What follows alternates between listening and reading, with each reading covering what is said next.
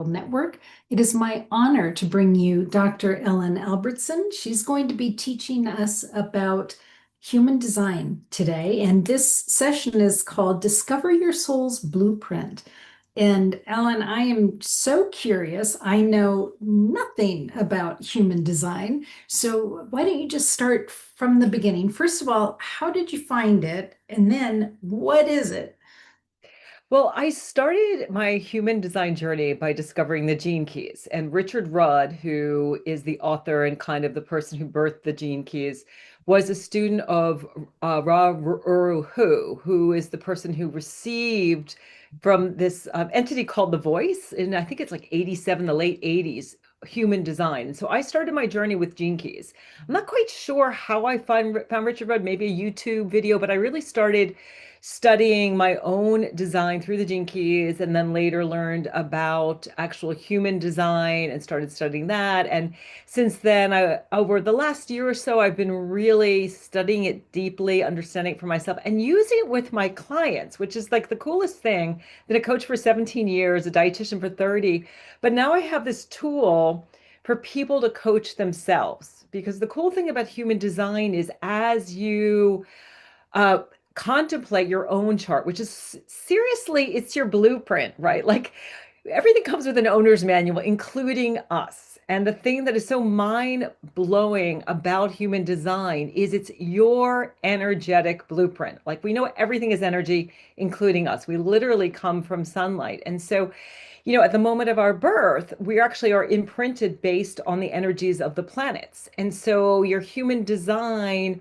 reveals how you are energetically wired, your frequency. Like, let's imagine if you're a radio station, right? You can listen to 92.7, you can listen to 89.6. You have a unique blueprint, like your fingerprint. And you start to look at it and it's like, oh my gosh, this makes so much sense. And it's basically based on astrology, the chakra system, the Kabbalah, and the I Ching. So it's this beautiful connection with science and spirituality. It's also based on quantum physics and on things like genetics. And you can really like unlock your design and literally, awaken your DNA to be more in alignment with your soul. So it's super fascinating. I hope everyone who's listening will, in the bare minimum, check out your blueprint and spend some time contemplating it because it will totally change your life. So what I provided for you was my birth date, time, and place. What if you don't know the time? I mean, what if you don't have all of those pieces? Can you still use human design? Well, you certainly need to know the day and the place. And I think most of us know that. It's great to know the time because there are certain aspects that change. Like if you think about something like the moon, right? The moon spends about 2.5 days in each of the astrological signs. So the certain planets change very rapidly. So if you don't know it, I generally tell people to base it on like 12 noon. And there are ways when I work with people individually, there are ways that we can sort of scroll back, scroll forward, and sort of just get a sense of like, this fits, this doesn't fit. But for the majority of people, if you don't know your birth time, if you use 12 noon, kind of the middle of the day, it will give you a very good idea of most aspects. But that's a great question. And I've sent some people, I say, go to astrologers who can figure this out. I'm not sure how they do it, but there's certain astrologers that you can work with who can kind of figure out the time of your birth, or at least give you a better idea. But you can, get a general idea that will be helpful. One of the really cool things that you're doing for us here today, Ellen, is that if folks want you to pull up their chart, you will do that. And they can just follow the links down at the end of the description. What kinds of things might they find out about themselves?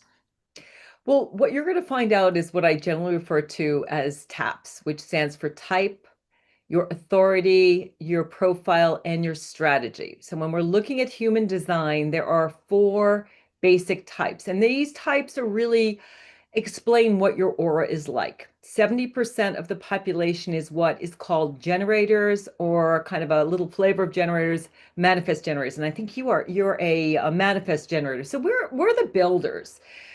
we're the people who are like supposed to go out and do the heavy lifting. Then there are manifestors. They're about 8% of the population.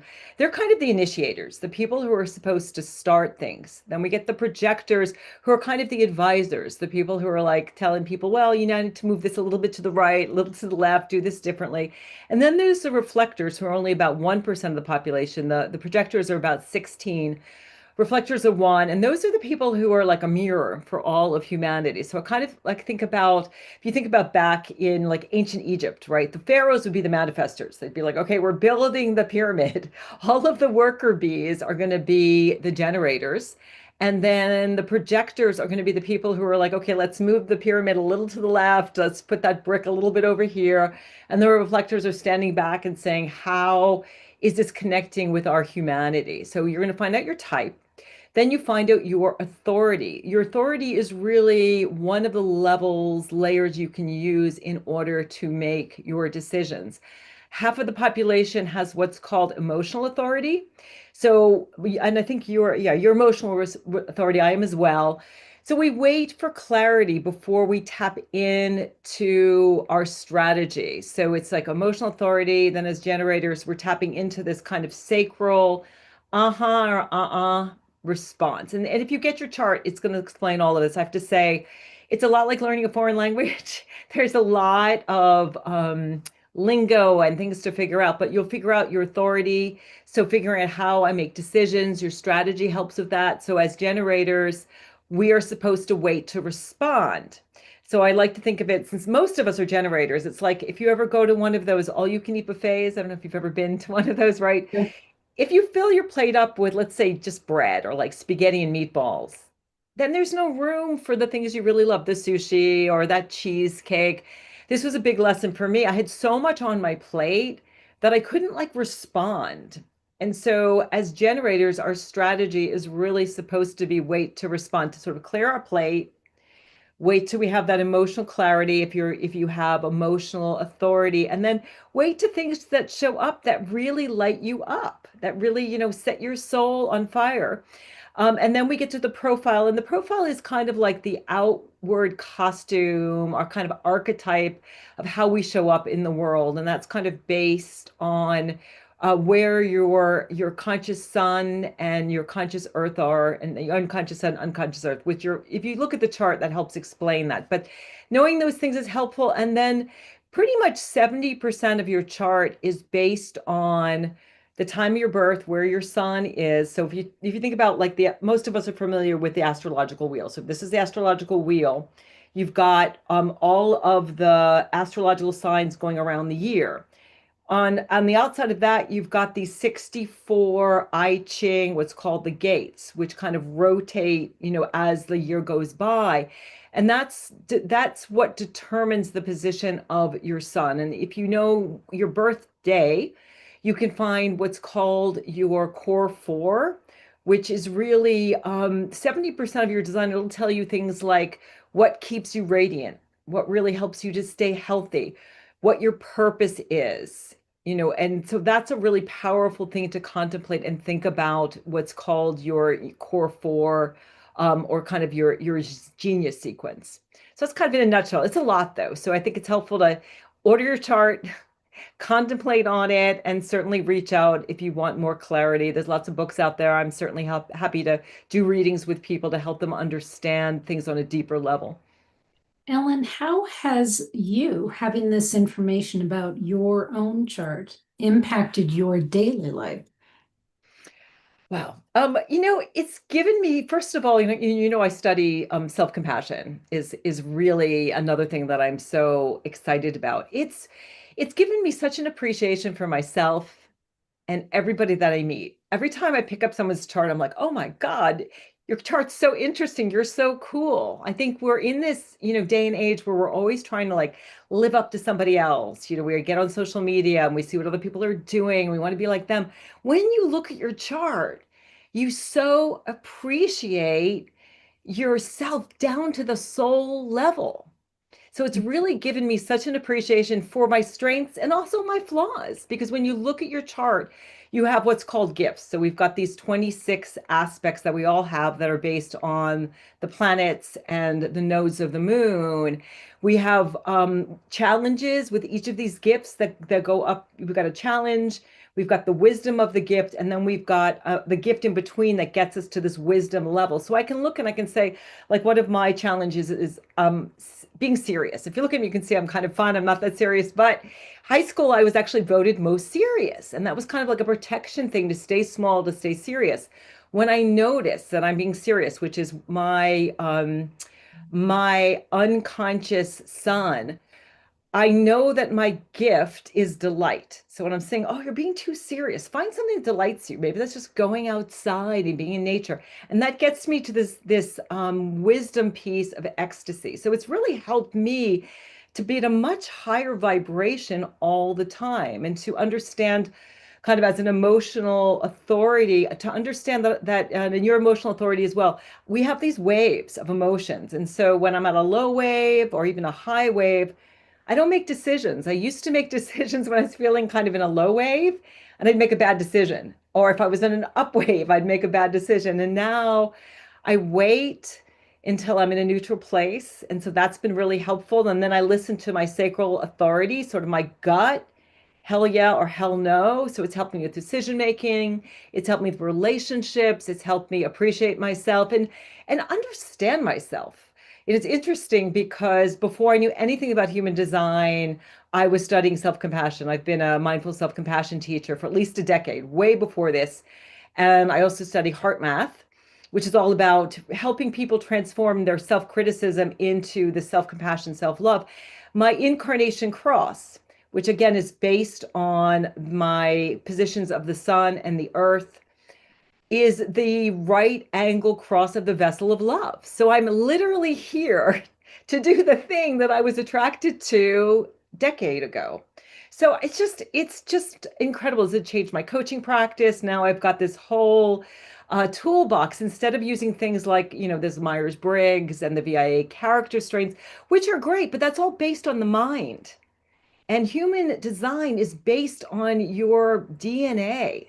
It's based on your energetic vibration because our mind plays tricks on us, right? Our mind is a great servant, but a terrible master. If you base everything on your mind, it's very easy to lose your direction because your mind wants to keep you safe. It's not necessarily interested and doesn't understand, being enlightened, right? So this is the way to really connect with your soul in the real physical realm and understand yourself.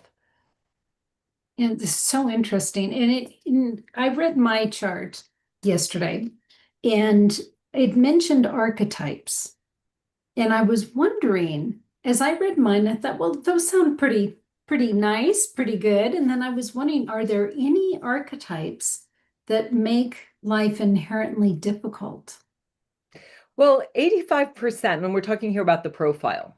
So if you look at your chart, you'll see like the number of your sun and your earth, your conscious sun, which is your personality, your psychology side. And then your design side is sort of the other side of the chart, which is 88 days before you're born. So it makes kind of a cross. The number after the decimal point is those are called lines. And so your profile is based on the line after the number for your sun and your earth. So with profiles, this sort of the costume we wear in the world, the profiles, 85% of them are inherently um there's a kind of an opposition there. I'll give myself as an example. I'm what's called a 1-3. So I am 10.1, that's my sun, and then on the unconscious side, it's a 0.3. The one is all about being an authority. And if you know me, I have more degrees than a thermometer. I have a PhD, I Right. have a master's, I have a million certs. So I'm always wanting to be the expert and wanting to understand everything before I put it out there in the world. The three is about experimentation. So how do you reconcile? I got to know everything before I share, right? I got to study more, know deeper things, but I'm also here to experiment and show the world through my experimentation how to navigate life as a woman at midlife. So there's a lot of complexity there. So 85% of us have this kind of divergency in our profile because that's how we learn. right? We incarnate in this earth plane to learn things. And so there is this discrepancy, like you are a 6'2".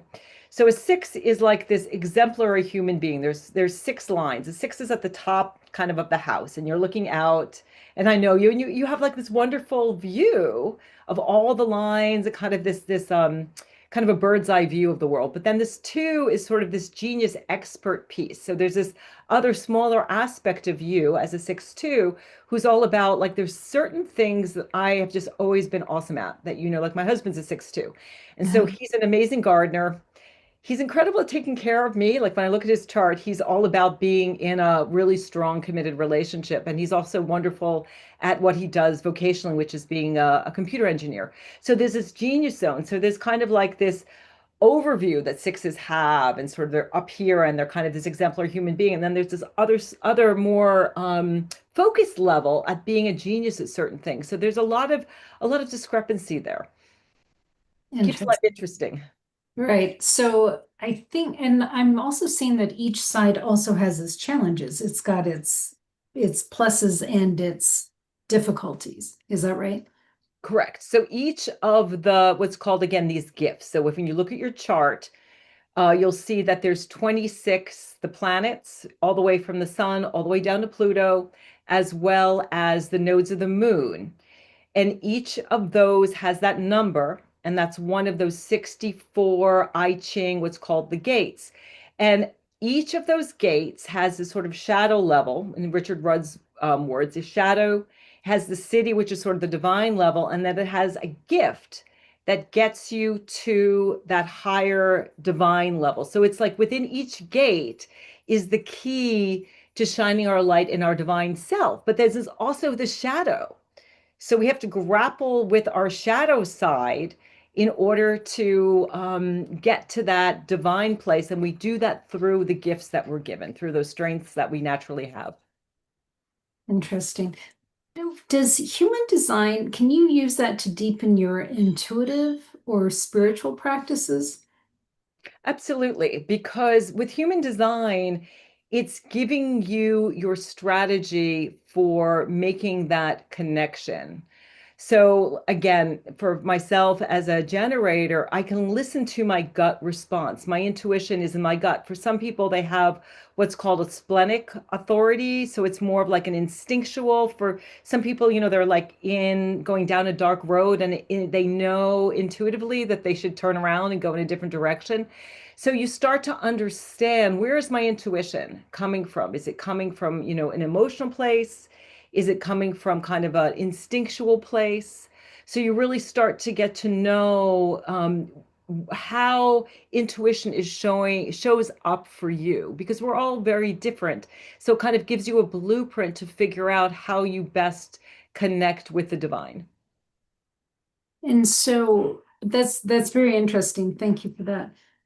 Are there difficulties if folks aren't living in alignment with their chart? Yeah, absolutely. Because if you're not in alignment with your chart, then you're not in alignment with your soul. And what I always say, I think about it as like you're climbing, this was my story, climbing up this ladder of success. And you get to the top of the ladder, and the ladder is based on other people's expectations of you. You want to be perfect, you're a people pleaser, the societal expectations. You get to the top of the ladder, you're on top of this building, and you look around, you think, why am I not happy? Why don't I feel connected and fulfilled? It's because the ladder is up against the wrong building, because what happens is we get conditioned. Whether, you're looking at it through the lens of psychology or human design, we get conditioned to behave in a certain way, and that's where sort of trauma comes from, right? We do things to keep ourselves safe instead of getting to a place where we're doing things in a place that's going to help us really connect with our true self. So for midlife women, it's a really great time to sort of step back, to look at your design, to understand, gosh, why have I been behaving this way, acting and doing these things based on other people's expectations, based on people pleasing? I think when we actually also go through menopause, we kind of get kind of psychologically selfish, right? We've been taking care of everybody else and basing our lives around making other people happy. And then we get to this place and we're like, wait a minute, what's my blueprint? What's going to make me truly happy? So I think a lot of women that I've worked with, and I've been working with midlife women for 30 years, were really off course. And so human design can help you get back, even just taking a look at what's called that again, that core four. Though your conscious sun and earth and your unconscious sun and earth can help you figure out what's my purpose? What am I really here to do? How do I shine my light in the world? What do I need to be radiant, to be healthy, to feel good? So, yeah, we can definitely get off course. Most women that I'm working with are feeling really stuck because they've been following someone else's blueprint, and the human design is like your GPS device to get you back on track. So interesting. So I can imagine that society and our culture would lead us in a particular direction too, which might keep us off track. Absolutely. I mean, let's face it, marketers, they want you to feel bad about yourself so you'll buy their products and services. If we embraced ourselves, if we looked at our design and said, wow, look at how I am designed. Like, look at how unique I am. Look at all these strengths and gifts I have. We wouldn't need all of those things, but we keep chasing those things, external things, thinking that, when I have that, and in my field, I've been a dietitian for 30 years. It's always like, well, when I lose the weight, then I'll be happy, right? When I lose the weight, then I'll be in that relationship, or I'll travel, or I'll buy myself, new clothes and feel good about myself. With human design, it's about connecting with your frequency and feeling good about yourself now. And there's this beautiful connection with that self-compassion piece, because self-compassion is all about appreciating who you are and seeing that there's no one like you, that God, universe, source doesn't make mistakes, that you are divine, you're perfectly designed. And so you don't need all of those stuff. But what starts to happen is, as you connect with your design, you start to manifest like crazy. First you start to manifest like crazy as you love yourself, because you stop doing the things that insult your soul. You start attracting what's in your best interest. You start following your strategy and your authority. And so you start to get on the right path. And then everything's in alignment, and it's like you're so in the moment. What Ra Uru he calls it passenger consciousness. So it's like you're sitting in a beautiful limousine and just allowing the universe to drive. You're still in charge of your story. You've gone from victimization to the freedom of creating your own story, but you're doing it in partnership with the divine. You said something, I have written it down every time you have said it. So I think I've written it down about 7 times now. Stop doing things that insult your soul. Holy cow, what an amazing sentence that is. I love that. Yeah, Um, and if you look again at the human design chart, and when there are nine what's called centers. And so what I find when I'm working with clients is one of the centers is called the willpower center. And when people have it undefined, it's not that's good or bad if it's defined or undefined, which what that means is it's not, it doesn't have definition. People start to chase self-worth. Only 37% of the population has the will center as that is defined. And what I find is when people don't have it, they're always trying to prove their self-worth. And it's like they're on this hamster wheel, always trying to like show that, I'm perfect, I'm good. And the reality is that you're worthy just because you are. And so when I work with people who don't have a defined willpower center, it's all about seeing the beauty and the worth in other people and reflecting that back to them. So there's beautiful ways to work with your chart to really help you to shine your light and just to feel good and to be healthy inside and out. so I'm hearing myself in your answer. So thank you for that. I said to somebody that I love dearly just last night, why don't you have a greater sense of self-worth? How is it that you don't respect yourself and value yourself more? But am I hearing you say that it's because of her chart that she really may have just a really low sense of self-worth? Well, that's one area that one thing that can happen. So the areas in our chart, the centers that are not defined are places with that offer us tremendous growth and wisdom.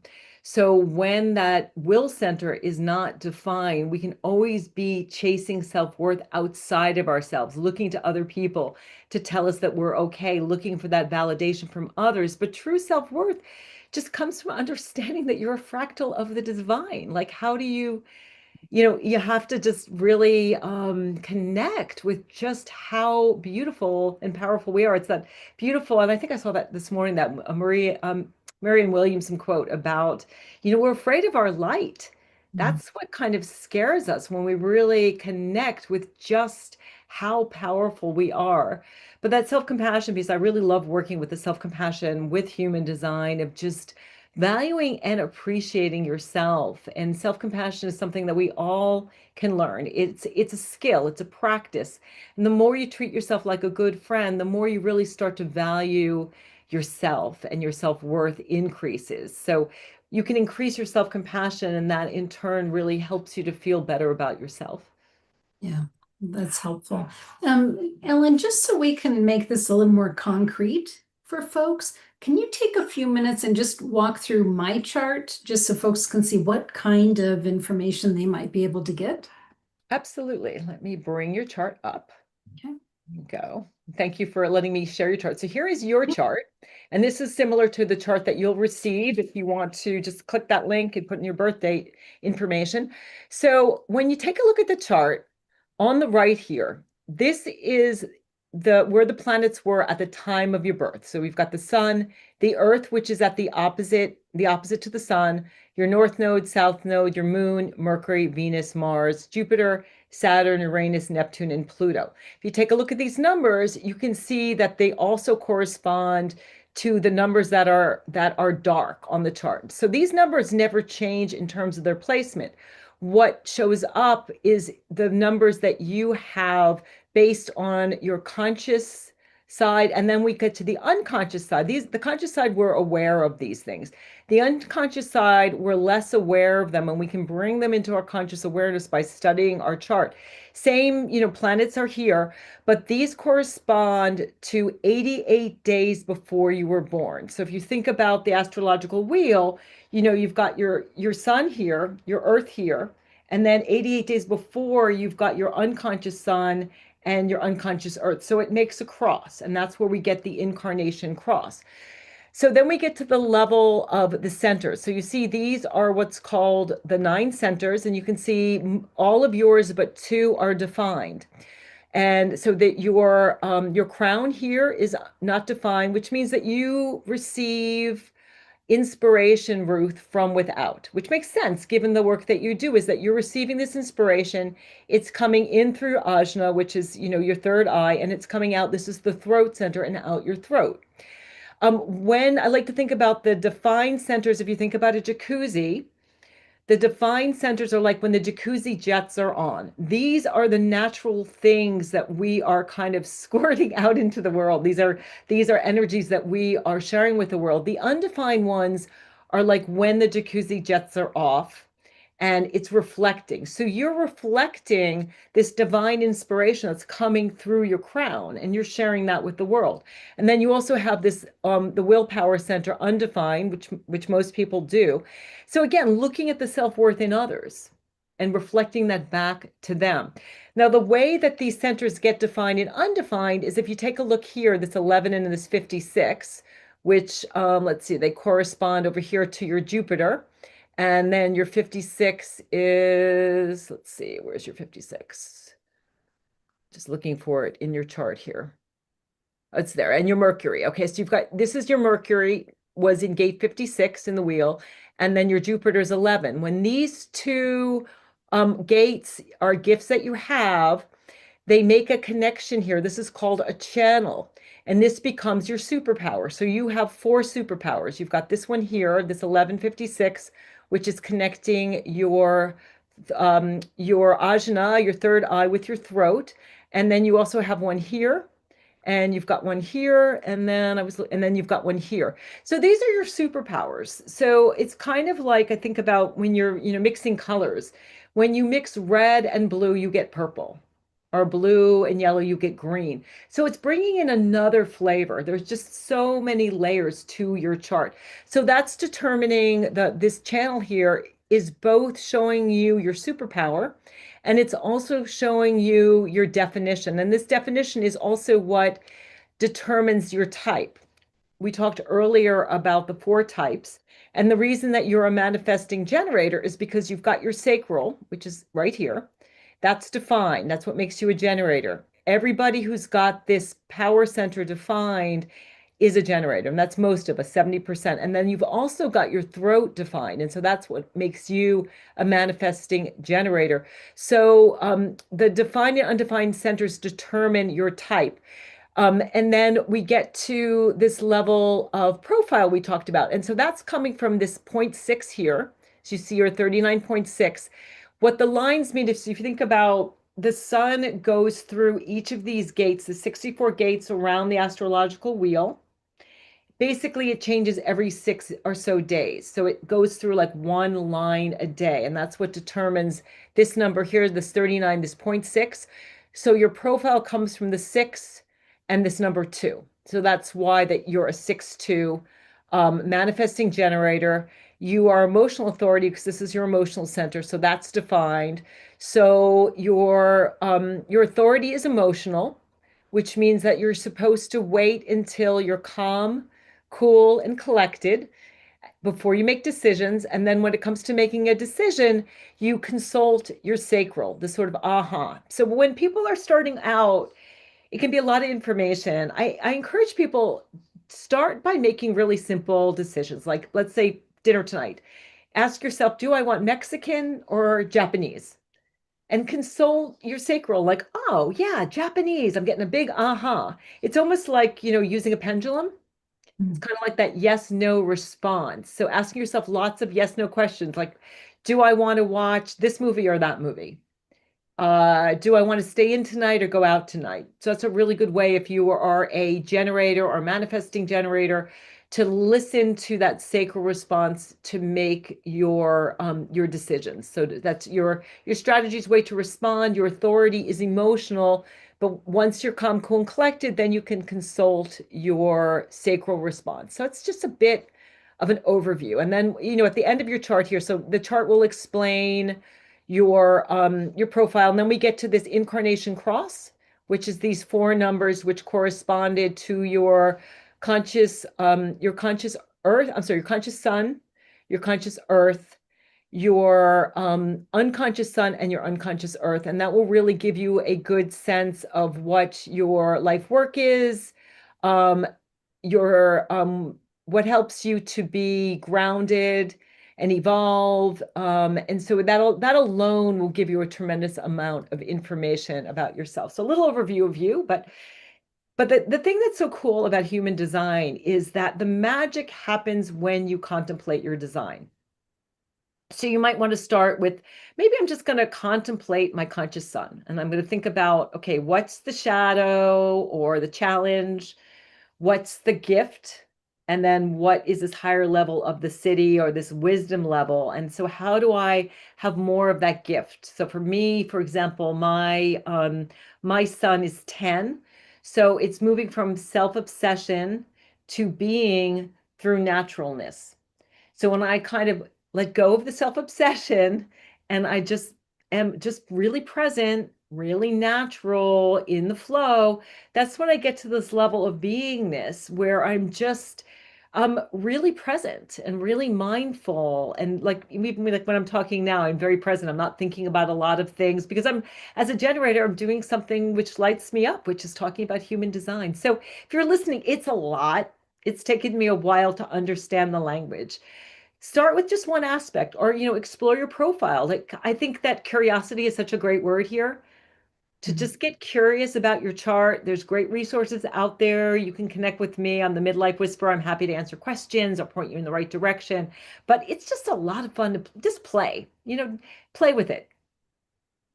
I found it very interesting. I mean, the chart was like looking at a foreign language to me, but in the chart, in the packet that you sent me, there's a lot of really good information in there. One of the ones that did surprise me, it was a superpower. There were, Uh, I think, I don't know, does everybody have several superpowers? Um, the reflectors don't have any because remember the superpowers are coming when you have two of those circles, those gates, and that they're connecting two of the centers. Some people have none. If your reflectors are only 1% of the population, I have yet to meet a reflector. But you have four superpowers. Yeah, well, it was interesting because one of them had to do with emotions and, living with the full range of emotions. And I thought, oh, that's so not me because I just don't. And so I'm going to work on that. It's good awareness for me of, oh, I don't have to. I mean, I was raised by German parents, like don't take up a lot of space in the world and, don't have big emotions because then you're just taken up too much room. So that's something I'm going to give myself permission to do. So thank you for that awareness that I Yeah, actually have more capability of emotions than I've experienced. well, I love that. And that's just a perfect example of what Ra talked about as deconditioning. You had parents, and I had them too, right? And I just visited them, and I had a big healing experience with them, and I'm crying and I'm, letting these things out. And my mom's like, stop, stop. Like, we were never supposed to show emotions. I come up from a different background, but I think that was part of that awareness that we're around the same age. And so that's a perfect example of you were conditioned to shut that down. And so looking, and I think that's you're probably talking about this 59-6 that you have. So your power center, your sacral, is connected with your emotional. Actually, you've got two gates coming out of that emotional center. So you have both your emotional center connected to the sacral. So it's like your emotions wanting to get you to like take action, and also your emotions, rooting you in. So those you've got two places where you've got emotional waves there. So that's a great revelation for you to connect more with your emotions. That's a big piece of that the self-compassion work of realizing that emotions aren't good, they're not bad, they're sources of information, and it's part of being human. And just asking, what am I feeling right now? And feeling emotions or felt experiences in your body and starting to feel like, oh, okay, I'm allowing myself to feel and experience these emotions. So I'm so glad that that gave you some pause to contemplate who you are on a deeper level. Yeah, it did. It truly did. So, Ellen, we need to wrap up, but can you share with us the gift that you are offering to give to folks that are here today? Sure. So I think it's the link below. If you click on that link, it will take you to a page where if you put in your name, your email, you'll be brought to a page where you can create your own human design chart. So the chart that I just showed, Ruth's chart, you will receive that chart. And then if you want to be in connection with me, I'm happy to send you more worksheets that'll help you understand your type, that'll help you understand your profile. And if you want to learn more, I'm giving a workshop tomorrow, which I think the link we're also providing, 12 o'clock Eastern Standard Time. If you can't make it, you can get the live. So I'm here to support you. It's a truly exciting time to be sharing this because I think we're in this place right now, and we are as a culture, as human beings, we're moving from this cross as a culture of planning, which happened in 1640, where we look to government institutions, religious institutions, medical, all of these places to tell us what to do. And we're moving to the cross of the sleeping phoenix in February of 2027 is kind of when this change is happening, where we're all supposed to be the authority of our own lives. We're supposed to move from victim to freedom through freedom. And that's why I'm doing some work around what I'm calling dragon flying, this kind of really new way of being human, where you're in charge of your life, and human design will really help you get there. So it's a super exciting time to be sharing this information, giving people new ways to figure out how to navigate existence. I love that. Ellen, you have given such a gift to all of us, many, I would say a lot of women in particular, at midlife. And we have been inspired by watching you get younger every frickin' time I see you. Not It's sure the how that's human happening. design glow up. But you're beautiful inside and out. So, friends, truly check out Ellen's work. She also is on Enlightened World Network on YouTube. You can just pull us up on YouTube and in the search engine, just type in Ellen. She's the only Ellen that we've got. She's got several meditations on there. She's got a fabulous book behind her that she wrote. There's a lot to Ellen Albertson here, and I hope that you all will check her out and this work on human design. Ellen, thank you so much for being here today. Thank you, Ruth. Yeah. So, friends, thank you for being here at Enlightened World Network. So much love to each and every one of you.